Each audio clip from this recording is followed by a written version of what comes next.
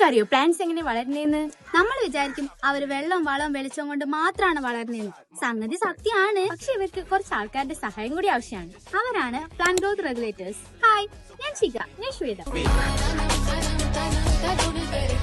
ഞങ്ങൾ +1 biology science students ആണ്. Plant growth റെഗുലേറ്റേഴ്സിനെ രണ്ടായി തരംതിരിക്കാം: growth inhibitors and growth promoting hormones. Growth promoting hormones ആണ് auxin, gibberellin and cytokinin. Growth inhibitors ആണ് അബ്സിസിക് ആസിഡ് ആൻഡ് എത്തിലീൻ. ആദ്യത്തെ കക്ഷിയാണ് ഓക്സിൻ. ഇത് നമ്മുടെ സസ്യത്തിന്റെ അഗ്രഭാഗത്തെ വളർച്ചയെ സഹായിക്കുന്നു. കോശങ്ങളുടെ നീളം വർദ്ധിപ്പിക്കാനും വേരുകൾ മുളപ്പിക്കാനും സഹായിക്കുന്നു. അടുത്ത ആളാണ് ജിബർലിൻ. ഇവൻ ശരിക്കും ഒരു ഇൻഫ്ലുവൻസർ ആണ്.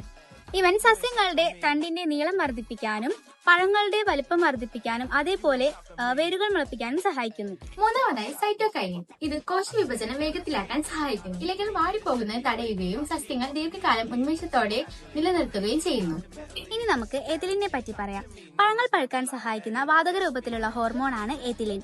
ഇലകളും പൂക്കളും കൊഴിയാനും ഇത് കാരണമാകുന്നു. അവസാനത്തെ ആളാണ് അബ്സിസിക് ആസിഡ്. ഇവയെ സ്ട്രെസ് ഹോർമോണുകൾ എന്നും പറയുന്നു. ഇവ പ്രതികൂല സാഹചര്യത്തിൽ സസ്യങ്ങളെ സംരക്ഷിക്കുന്നു. വിത്തുകളുടെ സുപ്താവസ്ഥ നിലനിർത്തുന്നതിനും ഇവ സഹായിക്കുന്നു. അപ്പോ പ്ലാന്റ് ഗ്രോത്ത് റെഗുലേറ്റേഴ്സിനെ കുറിച്ച് ഇത്രയേ ഉള്ളൂ. അപ്പൊ ശരി, നീ എവിടെന്നാണ് വന്ന മരഭൂതമേ? ഞങ്ങൾ പോയി.